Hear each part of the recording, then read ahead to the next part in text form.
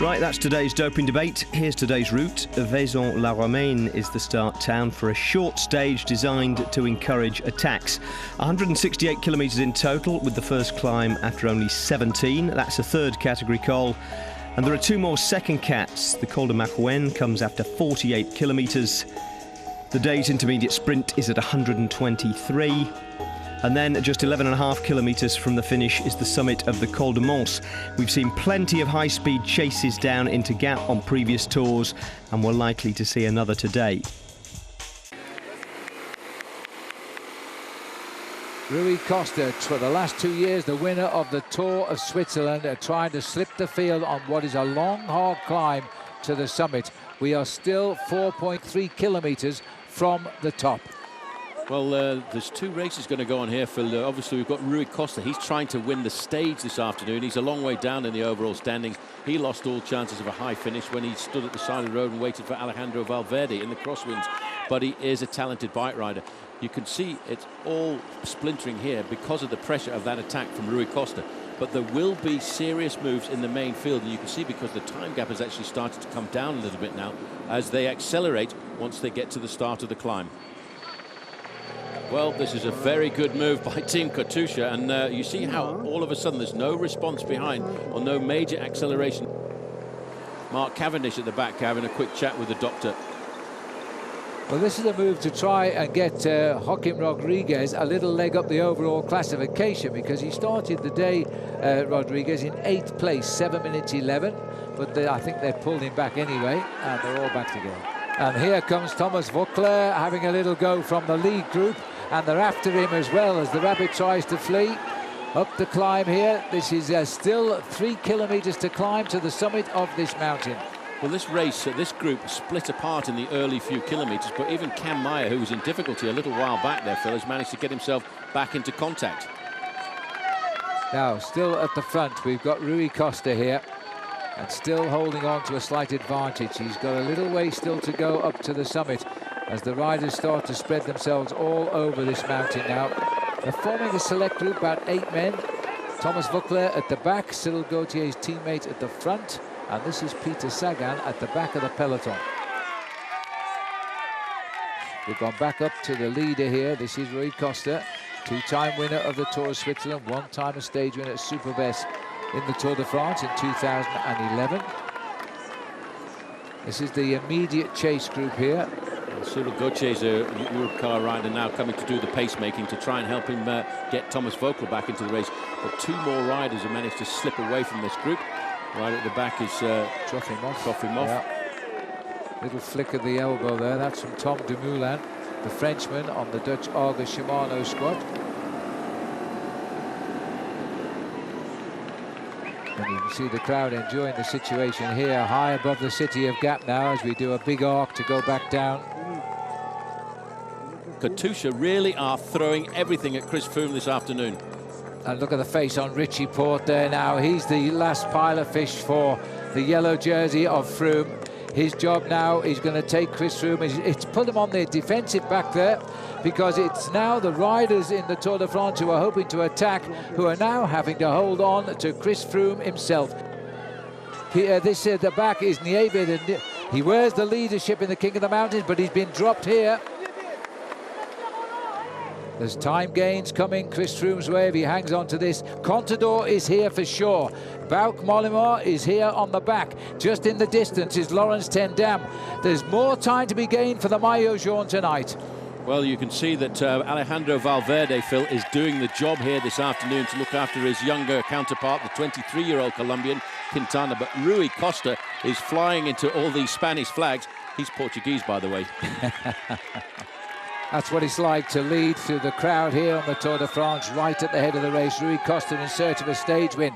But all of a sudden we have a battle on the overall classification again. Look what's left here. The yellow jersey, Alberto Contador, Quintana, Bauke Mollema. There's people losing time. And Cadel Evans, the winner of the Tour de France 2 years ago, is on the back heel again. Well, he's having a very difficult time, Cadel Evans, while at the front of the race, Rui Costa continues to build a very good lead. He's currently 46 seconds faster than the group containing Andreas Kloden, and 55 seconds back to the rest, and 11.25 minutes back to the main field, where there is a huge amount of damage being done. And even though the finish of today's stage of the Tour de France, as the crow flies about 5 kilometres away off the shoulders of the riders, the crowd has decided to come to the top of the Col de Manse. Now, this man is all downhill, and Contador is gone off in search of seconds himself. Not so much to hit Froome, but to try and catch those ahead of him. Alberto Contador goes. He looks over his shoulder. He's looking to do damage. He's looking for 11 seconds to move himself up into second place in the overall standing. The last time the Tour de France came over this mountain, guess who attacked? Alberto Contador. He knows what the climb is like, but he also knows the descent. And I think that's the key, the descent. It is such a dangerous descent here.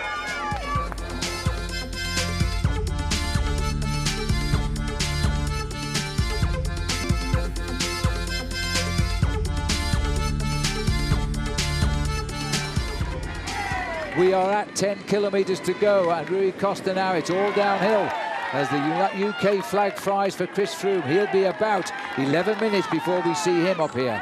This is the next gap on the road. Andreas Kloden, Jonazon, Christophe Riblon and Jérôme Coppel. But when they went over the top of the climb, Phil, they were 51 seconds behind Rui Costa. It's only going to take about 11.5 minutes to get to the finish line, because it's all downhill, and they will be exceeding 60 kilometres an hour. I don't think they're going to catch this man, Phil, because he's a very, very good time trial. This is the national champion of Portugal in the time trial, and he's also the winner of the Tour of Switzerland. Now Kreuziger is trying to put a bit of pressure on the front here. I tell you, Saxo Bank are turning the screw tight there at the moment. Now this is becoming a select group, and there will be changes tonight if it goes to the finish like this, as we have Costa in the open countryside, but we're getting down. There is gap in the distance now as we plunge off the Col de Manse. We are now looking at speeds approaching 55 miles an hour on this descent, and you've got to have nerves of steel on this very narrow, it's almost a farm track coming down here. It's a technical descent, but you've got to make sure you use all of the road. Well, another move by Contador. He dances on those pedals when he wants to, and this is a serious acceleration. He's got a big gear going there. Again, Richie Porte tries to get him, but this time Contador is stretching Richie Porte. Porte is just burying himself here, and Froome is on his wheel. Richie Porte there, Phil, he's got to sit up because he was actually putting daylight between himself and Chris Froome. They need to calm themselves down a little bit, allow Contador maybe to establish a breakaway, and then try and pull him back before they get to the summit. Contador started the day 4 minutes and 25 seconds behind Chris Froome. He gains a few seconds now. It'd be a psychological victory, and that's about it. But they're going to have to see what they can do here. It's a brave move by Contador. A little bit further back down the road, number 31 there is Cadel Evans, and also in difficulty with Cadel Evans is the best placed Frenchman, Jean-Christophe Perrault. Well, as we look here now, Porte, Contador has been brought back again. Now he's looking to check out who's there. He's seen Quintana still there, the white jersey. Kreuziger, his teammate, he's dropped back to him. Yes, now it's up to Richie Porte again to keep the tempo going, but don't forget, this race may not be decided on the ascent. It could very easily be decided on the descent, because in that group, you know, Phil, it's a very, very good number of riders who would like to still take advantage going downhill. This is the man losing possibly his 5th place overall at the moment, Laurens ten Dam. He's back immediately behind that select group as we continue our descent here at 5 kilometres to go for Rui Costa. You can see the nature of the road here. You've got to keep your wits about you all the way to the bottom. We run off this mountain into Gap itself. Yep, he's using all of the road as he swings over to the right-hand side. Nice lineup. Contador's going again. One. Well, this is like the old Alberto Contador, the pure climber who can accelerate and decelerate, but now Froome himself, the captain's taking control, and he's dragging with him on his back wheel Kreuziger. Watch Quintana, is he stretching his legs on the left? He's just having a look to see how everybody else looks in this bike race here this afternoon. They're all queuing up behind Chris Froome. Now there's another move by Kreuziger. Well, Kreuziger has now got the front. Froome is being battered by everybody, and he's got all of the answers so far. Take your hat off to Saxo Tinkoff. They're using their 2 men to go one-on-one with Chris Froome. So far, he has the answers, and it's cost now Richie Porte. But he's seen a slowdown. He's trying to get back. Well, Richie Porte won't lay down the arms here this afternoon, Phil. He will try and grapple back into this group because he knows as long as he can stay with Chris Froome, he will be able to give him some assistance. And again, if he's isolated like this and he has a mechanical incident on the running down towards the finish, he could lose a whole chunk of time. Now we're coming towards the 3-kilometre banner. The man who has broken away from the breakaway of the day. It didn't look like it was going to be a move to win, but it is now as he pushes on and continues to look good. He's still prizing a small gap over the chasers. Well, I don't think anybody would have expected the yellow jersey group to split up quite so much and so many violent attacks to come on a mere second category climb. It just goes to show that Alberto Contador is not going to give up. And how brave is Richard Porte? Yeah, brilliantly done. And he's going straight back to his teammates. He must be totally exhausted, but he sensed the slowing of the pace. Alejandro Valverde is the rider on the front now. His tour ended on the windy roads the other day when he lost 10 minutes with a broken wheel. Well, and now he's hoping to win a stage somewhere. Well, now that Alejandro Valverde's seen the possibility of moving his own teammate Quintana up another place in the overall standings, he's quite happy to come and set the pace. This is the second group on the road. They're 43 seconds behind the lone leader, Rui Costa, as he starts to tick off these kilometres one by one. The next one he'll see is 2 kilometres to go. And there it is, Rui Costa heading for what he hopes will be his second historical stage win in the Tour de France. He spared himself a little look over his shoulder there. And this is just deserved for Movistar, the team that was leading the team race. They had second overall, and one day in the wind cost them everything. Well, on that day, Phil, Rui Costa himself was in 10th place in the overall standings, and he had to sit up and wait for his team leader, Alejandro Valverde. They both lost 10 minutes on that day. A mistake in hindsight? I'm not so sure, because had he not lost that time, he wouldn't be winning the stage today. He wouldn't have been allowed in this breakaway. These are the 4 riders, Claude, Janson, Riblon, Coppel. These are the 4 riders in this breakaway. 2 kilometres to go, but the gap, Paul, 45 seconds. Costa should start to feel pretty confident. And amazingly, it looks to me as if Alejandro Valverde is going ballistic on the front of this group. Rui Costa, for 2 years, the winner of the Tour of Switzerland. He knows a brilliant attack on the last climb of the Col de Manse. He's won at Superbest in 2011. He's allowing himself half a kilometre here to salute the stage victory for Movistar. Well, you see the team cars have been brought up there. The race referee knew that this man was going to survive on the way to the finish, and he had mechanical support when he needed it. Keeps looking over his shoulder. He just wants to check and make sure there is no last-minute return of the 4 chasers on the road. He shakes his head a fraction there, Phil, knowing that this is his second victory on what's already been a very, very good season. Last year, in his 4th Tour de France, he finished 18th overall. He lost his chance in the win last week, so he's had to go stage hunting, and he wins today in Gap. 2013 is lucky for some, and in this case, Rui Costa. The crowd bring him home up the long straight of the Avenue Foch here in Gap, and a brilliant salute, yes, and a big comeback by Team Movistar. We're not really surprised about this, because this team looked like they were going to be very, very omnipresent throughout the whole of the Tour de France, and that, I think, Phil, is recompense for standing at the side of the road. Now the important thing is to look at the time gaps, not for these guys, but in the yellow jersey group behind, because we could see a changing in the overall standings on the eve of the individual time trial. I don't think Chris Froome's going to lose his yellow jersey, but there'll be a big shuffle up from 2nd down to 10th. And the average speed for the day brings them in just behind the fastest expected schedule as the sprint starts now. Claude on the left, but is Riblon going to take it here as he's challenged by Coppel. Coppel on the left, and I think it was the AG2R boy Riblon on the line. Yeah, these are the guys who got left behind. And it looks like Thomas Voeckl couldn't stay in that group. It's Cam Meyer. It's Cam Meyer on the far left. Not getting the best there. Astalosa in orange on the right.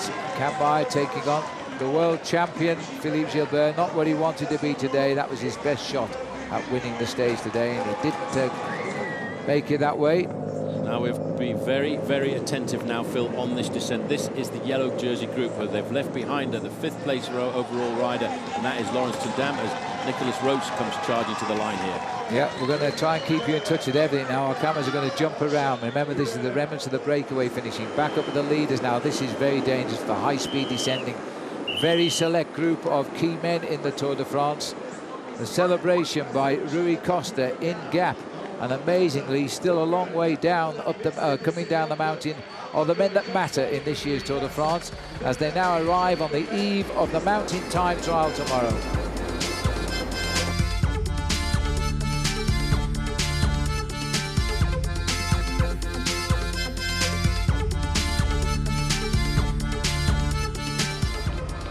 This is the yellow jersey group, select as it is. Laurens ten Dam is the one rider in 5th place overall who has missed the move today. The race has already been won by Costa, but there's still time gains to be had by this group. Yeah, it's very important now, if you're sitting at home field, to put your safety belt on, because this is how fast these guys can go down mountains in the Tour de France. We are touching speeds of 55 miles an hour down here, almost 90 kilometers an hour, and it's very dangerous and technical, and that's why Alberto Contador's gone to the front. He wants to take any opportunity over any terrain to try and get some time. He's stretching out again. He's going to try and go on the descent. He's a fearless descender, this man.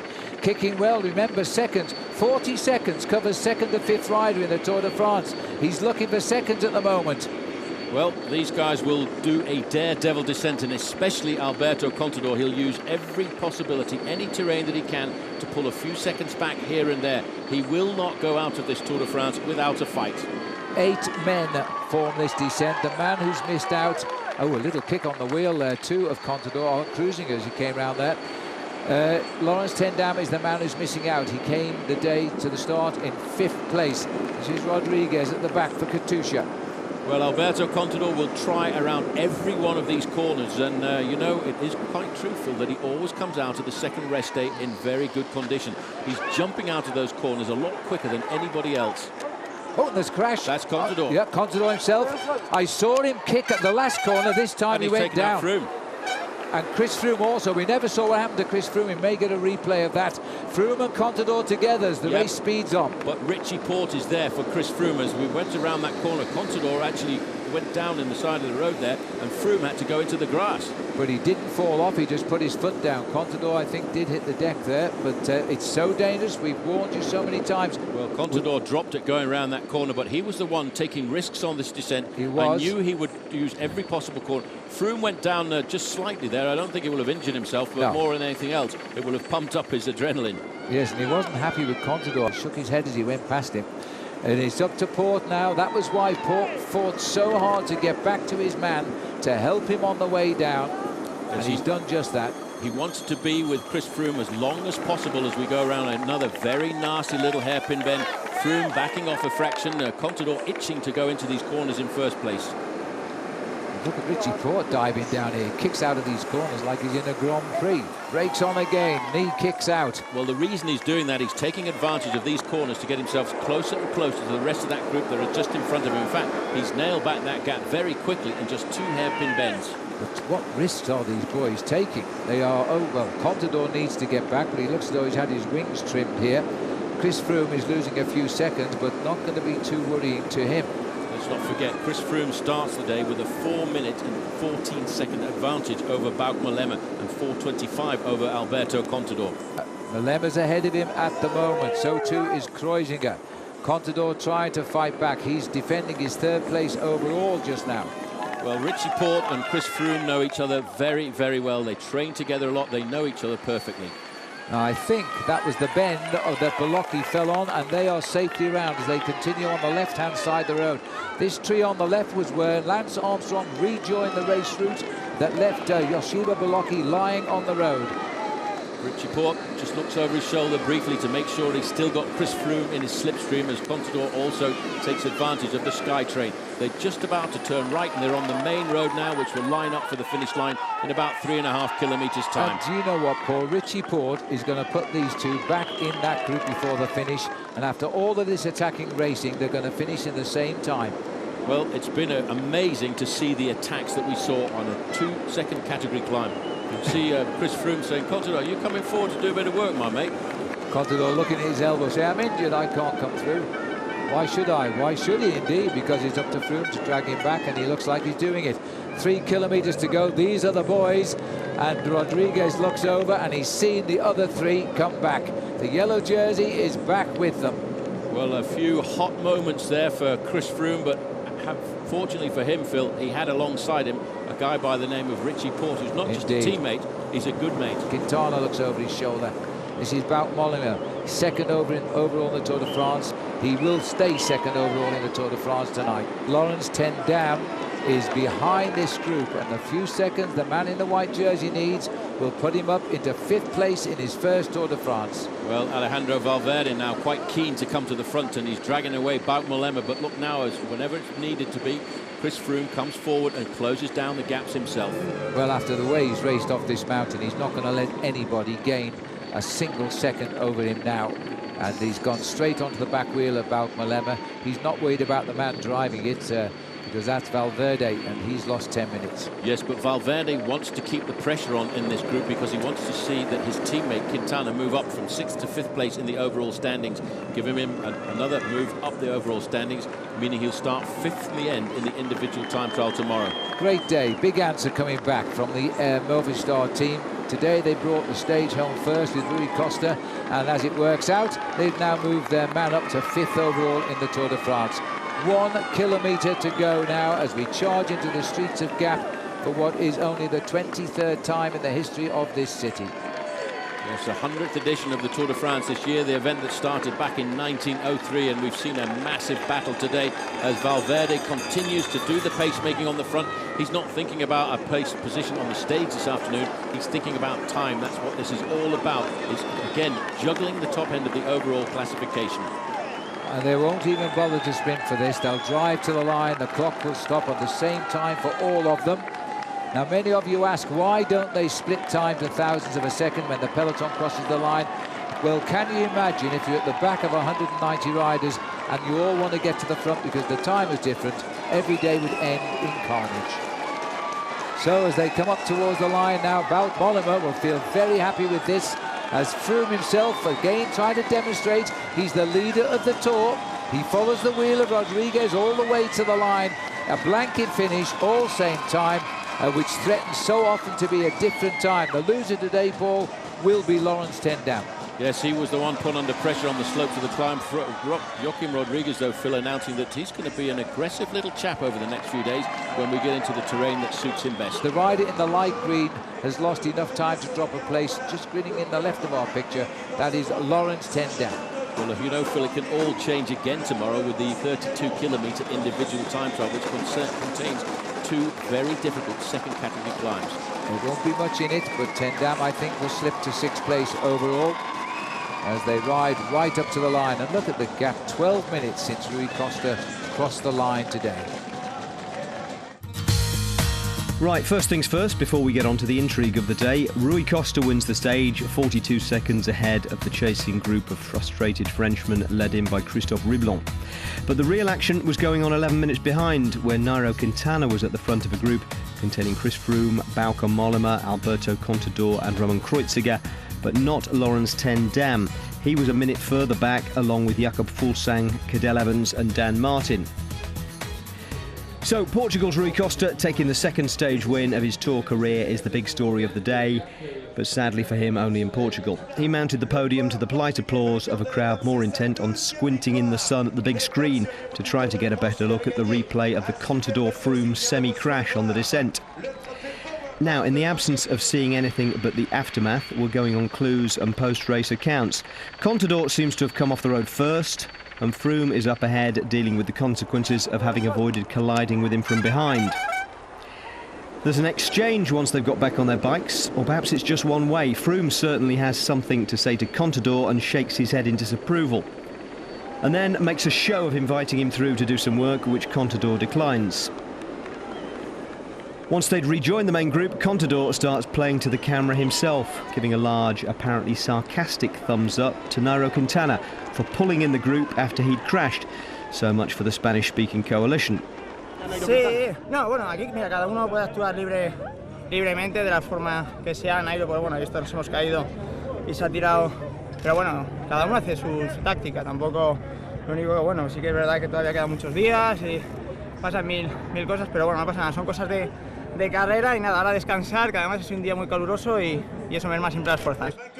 So lots of late kabuki in the stage, at the end of which nothing had really changed, at least at the very top. Chris Froome in the yellow jersey by the same margin over Bauke Mollema that he was this morning, albeit courtesy of a late chase back led by Richie Porte.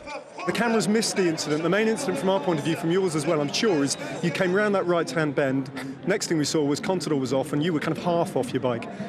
Yeah, I think it was actually a bit careless of Contador and Kreuziger. They were really pushing the limits on the descent, trying to attack us on the descent. And Alberto overcooked one of the corners and came off in front of me. Just took himself down, and I nearly went over him. I had to get round him and went off the road a little bit. I didn't come off, but I just had to unclip and get myself straightened up again to rejoin the race. It looked like you were having words with him as well. You obviously were a bit angry at that point.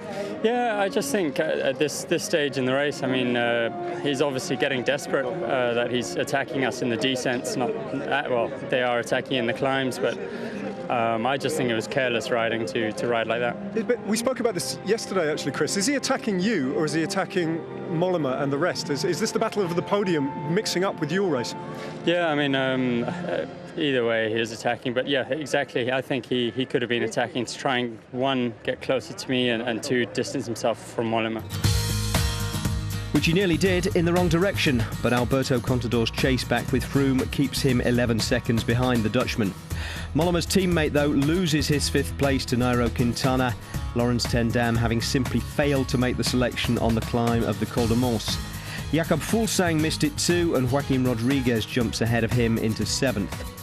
Jean-Christophe Perrault is still the top Frenchman in the race. Dan Martin and Michal Kwiatkowski swap places in 10th and 11th.